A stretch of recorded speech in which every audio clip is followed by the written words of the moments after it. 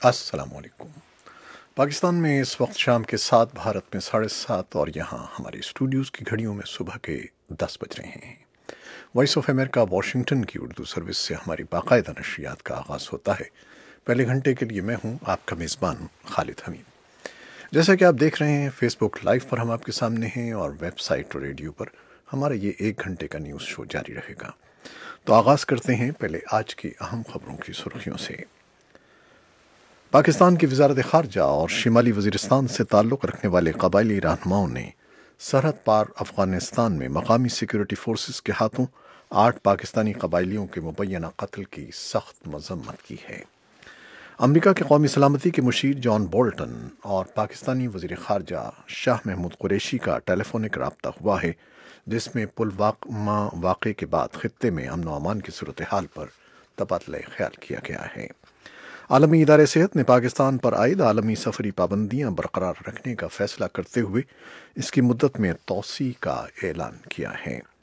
چین نے کہا ہے کہ اقوام متحدہ کی سلامتی کونسل میں جیش محمد کے سربراہ مسعود اظہر کا نام دہشت گردوں کی فہرست میں شامل کرنے کا معاملہ سنجیدہ بات چیت سے ہی طے پا سکتا ہے۔ اقوام متحدہ نے کہا ہے کہ سعودی عرب اور اس کے اتحادیوں کی جانب سے شمالی یمن کے قصبے پر فضائی حملے میں عورتوں اور بچوں سمیت کم از کم 22 افراد ہلاک ہو گئے ہیں۔ اور آسٹریلیا اور سنگاپور نے اپنی اپنی فضائی حدود میں بوئنگ 737 میکس 8 مسافر جیٹ طیاروں کی پرواز کو معطل کر دیا ہے۔ امریکہ کے محکمہ خارجہ نے پیر کو رات دیر گئے ایک بیان میں کہا ہے کہ وینزویلا میں مہینوں سے جاری سیاسی بدامنی اور خراب صورتحال کے پیش نظر حکومت نے وہاں سے اپنا سفارتی عملہ واپس بلانے کا فیصلہ کیا ہے۔ یہ تھیں 6 سرخیاں، تفصیل کچھ دیر کے بعد۔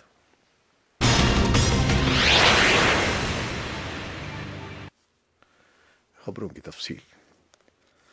پاکستان کی وزارت خارجہ اور شمالی وزیرستان سے تعلق رکھنے والے قبائلی رہنماؤں نے سرحد پار افغانستان میں مقامی سیکیورٹی فورسز کے ہاتھوں 8 پاکستانی قبائلیوں کے مبینہ قتل کی سخت مذمت کی ہے۔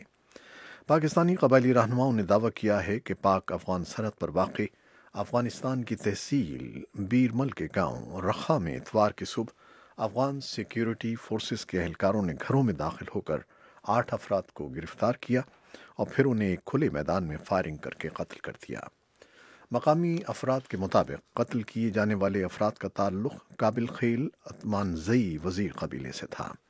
قبائلیوں کا کہنا ہے کہ متاثرہ افراد کے گھر اور جائیداد سرحد کے دونوں جانب واقع ہیں، اور اسی بنیاد پر ان کو دونوں ہمسایہ ممالک کی شہریت حاصل ہے۔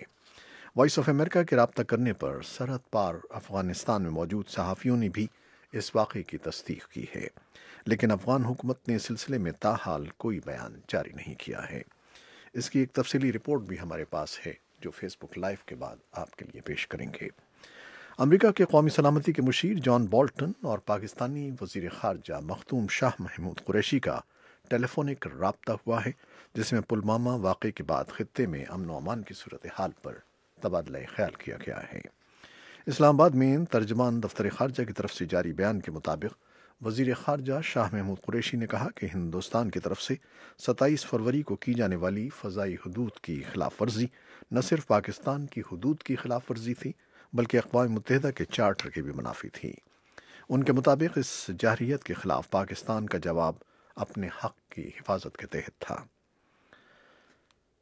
دفتر خارجہ کے ترجمان کے مطابق اس موقع پر امریکی مشیر کا کہنا تھا کہ وہ امریکی وزیر خارجہ مائک پومپیو کے ہمراہ شمالی کوریا کی قیادت کے ساتھ انتہائی اہم مذاکرات میں مصروف تھے، لیکن اس کے باوجود وہ دونوں پاکستان اور بھارت کے مابین کشیدہ صورتحال کے سبب دونوں ممالک کی قیادت کے ساتھ رابطے میں رہے تاکہ کشیدگی میں اضافہ نہ ہو۔ پاکستانی دفتر خارجہ کی ایک پریس ریلیز کے مطابق اس بات چیت کا مقصد پاکستان کی طرف سے امریکہ کو پاکستان بھارت کشیدگی سے متعلق پاکستانی موقف سے آگاہ کرنا تھا۔ عالمی ادارہ صحت نے پاکستان پر عائد عالمی سفری پابندیاں برقرار رکھنے کا فیصلہ کرتے ہوئے اس کی مدت میں توسیع کا اعلان کیا ہے۔ عالمی ادارہ صحت کا کہنا ہے کہ پولیو وائرس کا پھیلاؤ عالمی صحت عامہ کے لیے بدستور خطرہ ہے۔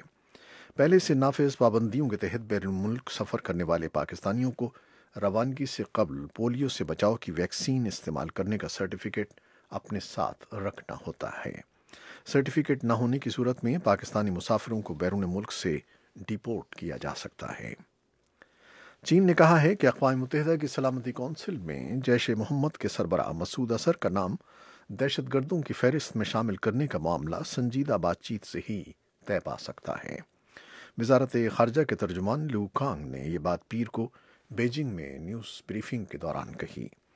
اقوام متحدہ کی سلامتی کونسل میں جیش محمد کے سربراہ مسعود اظہر کا نام عالمی دہشت گردوں کی فہرست میں شامل کرنے کی تجویز کے متعلق ایک سوال کے جواب میں لو کانگ نے کہا کہ اقوام متحدہ کی سلامتی کونسل کے ایک بڑے ذیلی ادارے کے طور پر سخت معیارات اور طریقہ کار ہیں۔ سلامتی کونسل کی کمیٹی میں کسی کو دہشت گرد قرار دینے سے متعلق چین کا موقف واضح اور یکساں ہے۔ اقوام متحدہ نے کہا ہے کہ سعودی عرب اور اس کے اتحادیوں کی جانب سے شمالی یمن کے قصبے پر فضائی حملے میں عورتوں اور بچوں سمیت کم از کم 22 افراد ہلاک ہو گئے ہیں۔ یمن میں اقوام متحدہ کی امدادی سرگرمیوں کی نگراں لیزے گرانڈے نے پیر کو ایک بیان میں کہا ہے کہ صوبے حجہ کے علاقے کوشر میں کی جانے والی فضائی کارروائی میں 10 خواتین اور 12 بچے ہلاک ہوئے ہیں۔ حملے میں 30 افراد زخمی بھی ہوئے ہیں، جن میں سے 14 کی عمریں 18 سال سے کم ہیں۔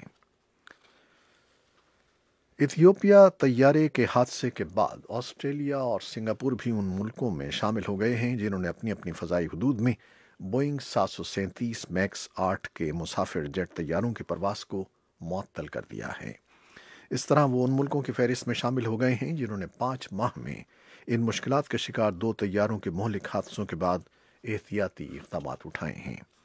چین، انڈونیشیا، برازیل اور میکسیکو سمیت دنیا بھر کے ملکوں کی ایئر لائنز نے تمام 737 میکس 8 جیٹ طیاروں کی پروازیں روک دی ہیں، جس کے ایک طیارے کو اتوار کے روز ادیس ابابا سے پرواز کے فوراً بعد حادثہ پہنچا تھا اور اس میں 157 افراد ہلاک ہو گئے تھے۔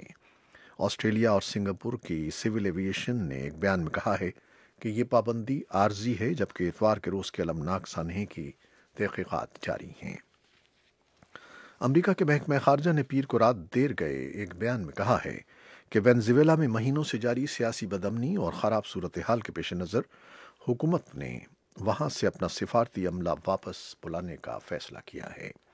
رواں سال جنوری میں ٹرمپ انتظامیہ کی جانب سے وینزویلا کے حزب اختلاف کے رہنما گواڈو کو ملک کا عبوری صدر تسلیم کرنے کے بعد اپنے عہدے پر موجود صدر نکولس مادورو نے امریکہ سے سفارتی تعلقات توڑنے کا اعلان کیا تھا۔ امریکی حکومت کے سن 2020 کے لیے اخراجات کے منصوبے کے لیے وائٹ ہاؤس نے $4.7 کھرب کا اعلان کیا ہے۔ اس میں صدر ڈونلڈ ٹرمپ کے اس دیرینہ منصوبے کے لیے $8.6 ارب کی فنڈنگ کی وہ درخواست بھی شامل ہے جو امریکہ میکسیکو سرحد پر دیوار کی تعمیر سے متعلق ہے۔ امکان ہے کہ صدر ٹرمپ کے تیسرے سال کے آنے والے مہینوں میں قانون سازوں کے ساتھ اس مسئلے پر نئی جنگ چھڑ جائے گی۔ اپوزیشن ڈیموکریٹس کے اہم قانون سازوں نے دیوار کی اس فنڈنگ کو فوری طور پر روکنے کا عزم ظاہر کیا ہے۔ ٹرمپ انتظامیہ کے ایک سینئر عہدیدار کا کہنا ہے کہ اس بجٹ منصوبے میں بہت سے پروگراموں میں کٹوتی کے لیے کہا گیا ہے جنہیں وہ فاضل خیال کرتے ہیں۔ سینٹ کے ڈیموکریٹ لیڈر چک شومر نے ٹرمپ کی بجٹ تجاویز کو ہتک آمیز قرار دیا ہے اور اسے متوسط طبقے کے منہ پر ایک گھونسا قرار دیا ہے۔ امریکہ کے ایوان نمائندگان کی ڈیموکریٹ اسپیکر نینسی پیلوسی نے صدر ڈونلڈ ٹرمپ کے مواخذے کے مطالبات کی مخالفت کرتے ہوئے کہا ہے کہ اس کے امریکہ پر بہت اثرات پڑیں گے۔ امریکی اخبار واشنگٹن پوسٹ کے ساتھ ایک انٹرویو میں اسپیکر پیلوسی کا کہنا تھا کہ صدر کا مواخذہ اسی صورت میں ہونا چاہیے جب اس کی بہت زیادہ وجوہات موجود ہوں اور جن پر دونوں جماعتیں ریپبلکن اور ڈیموکریٹس متفق ہوں۔ پیر کو شائع ہونے والے انٹرویو میں ڈیموکریٹ رہنما نے کہا کہ وہ صدر کے مواخذے کی حامی نہیں ہیں کیونکہ ان کے بقول ایسا کرنا ملک کو تقسیم کی طرف لے جاتا ہے۔ اور برطانیہ کی پارلیمان یورپی یونین سے علیحدگی کا لائحہ عمل طے کرنے کے لیے منگل کے روز 3 میں سے پہلی رائے شماری کر رہی ہے۔ ارکان پارلیمنٹ منگل کے روز وزیر اعظم تھیریسا مے کے منصوبے کے تازہ ترین موقف پر ووٹ دیں گے جو پچھلے سال کے اس معاہدے پر مبنی ہے جو تھیریسا مے کی حکومت نے طے کیا تھا۔